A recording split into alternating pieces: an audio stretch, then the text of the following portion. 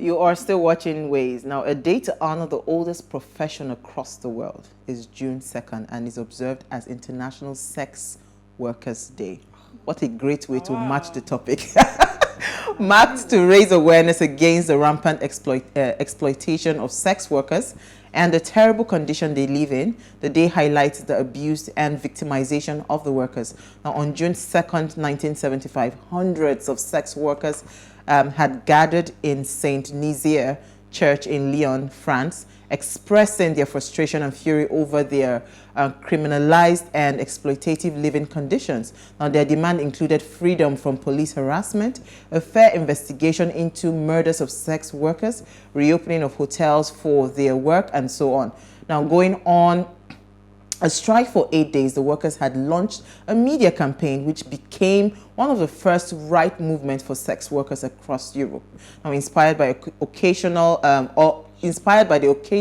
in Lyon, other sex workers occupied churches in Paris, Marseille, Grenoble, Saint Etienne, Montpellier, and after gaining momentum and support from political leaders and feminists and human rights groups, and the day was first commemorated in 1995. The focus is to develop concrete policy recommendations to be implemented at local, national, international levels for sex workers.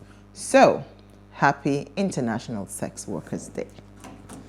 Let me jot something down that I will bring back much later. All right, so you see that even sex workers are complaining that this BBL is spoiling market for them. How is but it spoiling market I'll for come them? back to that. I'll come back to that. All right, so I believe that it is time for, I wouldn't say that it's a bad profession. I would say that they have their challenges, which you've already highlighted. Yeah. And I would also state that we should also be, we should express some sort of empathy towards them and their plight, because nobody knows why they went into that profession in the first place. So nobody should judge them over it, and they should appreciate them, because believe it or not, these women or these men, they are doing a lot of work. It's a profitable profession. Yes. Very profitable, and they are helping save a lot of homes. That's All right, why I said so they're doing a lot of work. moving on. Today, not today. Oh, God. Who's taking the first time? You see, what's your story? Like I said, I keep walking away from Nigerian news, and however, this is not a pleasant one, because it's all about xenophobia, and we know that xenophobia has been in South Africa for God knows when. And this is the headline that got my attention. Says South Africans take law into their own hands to drive out foreigners. And this caused the South African president to say that he is deeply disturbed that the citizens of South Africa are actually abusing or causing the immigrants in South Africa problems. And they're making life kind of difficult for them to actually live in South Africa. They steal from them, they threaten them, they harass them in different ways. And currently, the name, according to the story, the name wasn't given as the actual name, but this person is actually from Mozambique. And he said that he's just living by God's grace, because these individuals come to the shop and steal his things, but he keeps going, that he's not even sure that, he has another day. So I don't know why the South Africans are all doing this. And I have to call back memory to when we had the 2019 xenophobia attack, when they actually attacked Nigerians there, and it was like a tit for tat, which led to a lot of ruckus and civil unrest in South Africa. Yes. Even in Nigeria, even in Nigeria, it's now a lot of malls were vandalized in the name of but solidarity. But they didn't attack the South Africans. But they went, But however, I just wanted to call the South Africans to have some level of humanity in them.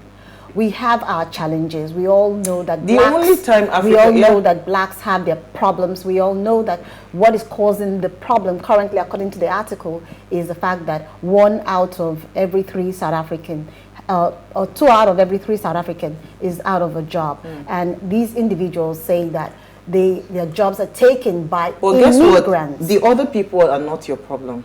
And I think until Africans begin to understand that you cannot win this standing alone, we can only win it when we unite come together. That's I mean, my nobody's problem. taking your job. I can't complain Why? that somebody is taking my job when I'm not competent to handle that job. Exactly. Why don't they ask these individuals, what are you doing right, so that we too can do the same thing? We'll move on. It's as simple as that. I think that's the black man mentality still playing out there.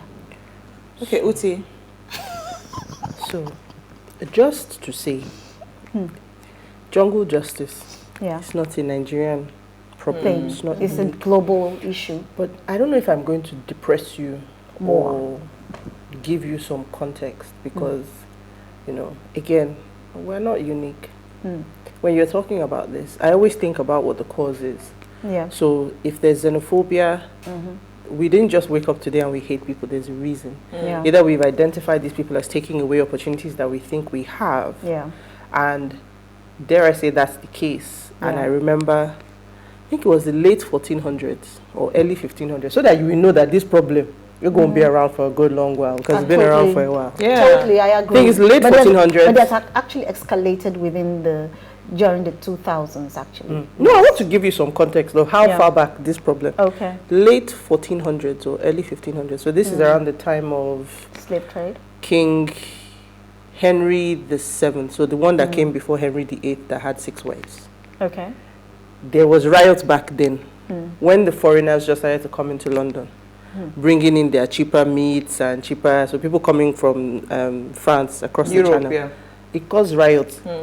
That was like 600. My math is not so good now. 600 years plus years ago, or 500 plus. So we're coming. It's not today. So my story is just a quick follow-up on the current situation happening with the Okada ban. So, of course, we all know that as it took effect yesterday. So yesterday was June 1st. So the 6 local governments have now had Okadas banned.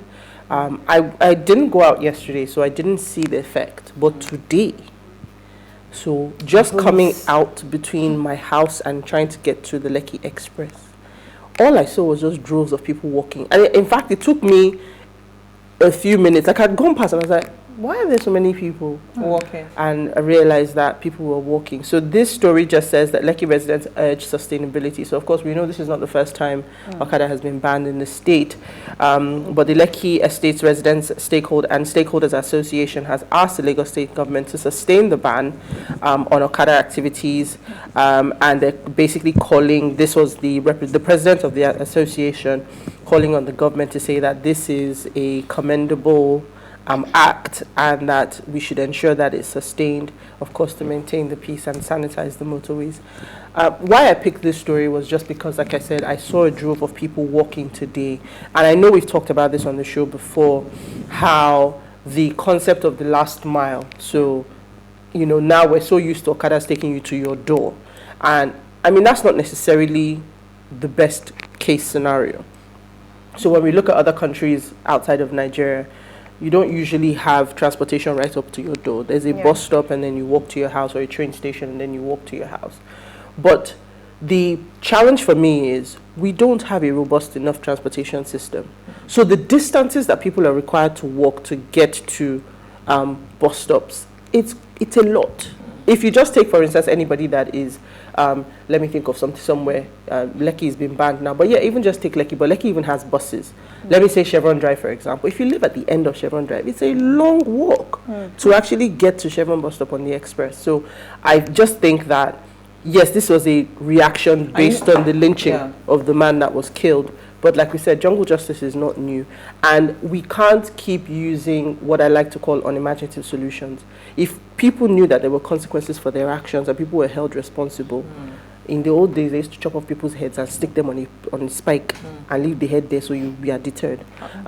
So we need proper systems to manage problems rather than creating more problems. You know, when you talked about Chevron Drive, all I kept thinking in my head is, Lagos is where you see people waking up at 4:30 in the morning. Security. So imagine having to walk that distance The At bus that stop. time. I mean, I've heard of people being robbed, stabbed, and all of that. Exactly. They were being robbed when there was bikes. Now the bike men have no food and nothing to eat.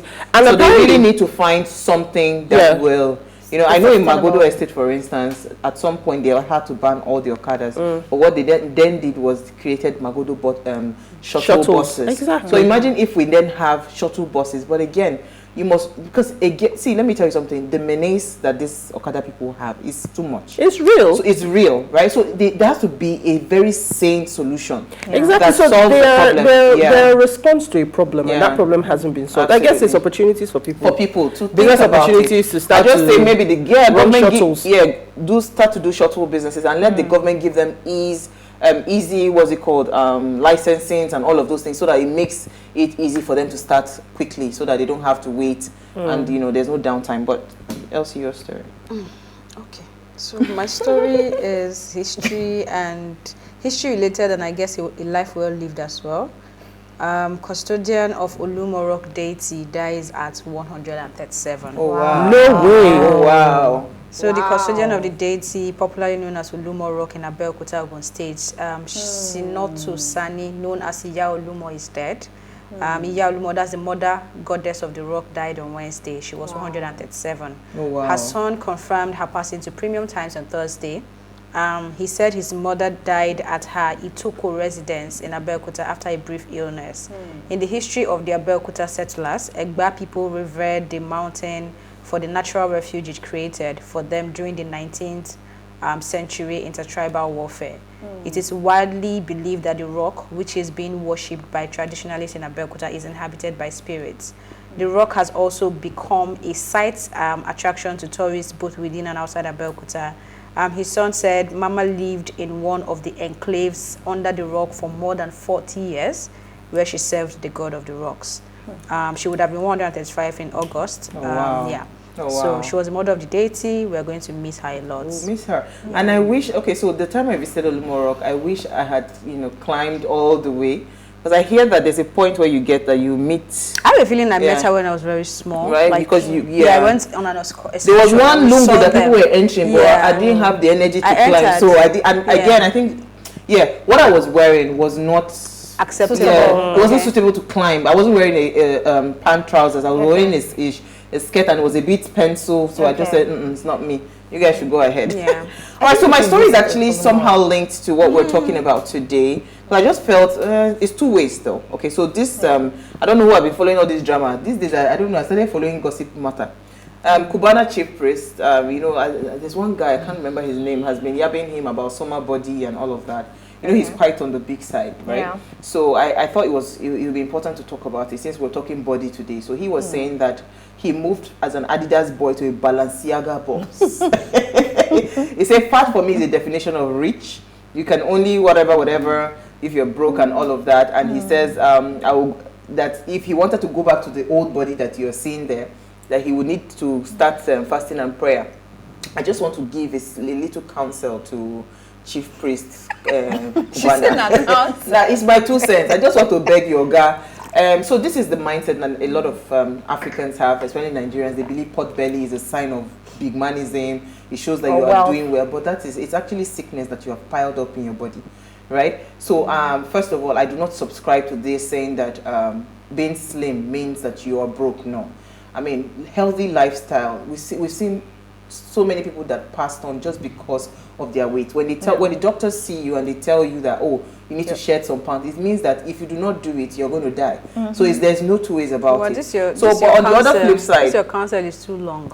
Just tell him to go and read up on recross. Abi. Simple as ABC. Abi. Yeah. I mean, the recross that was, he felt, oh, bigness is his trademark and his style. He's actually lost a lot of weight. He has lost his walking. It's only recross. Adele. There are so many. Everybody's losing weight. Why are you talking too much on this matter? Don't worry. His doctors will inform you. His doctors will inform you, right? I don't know why you are paying attention to Cubana.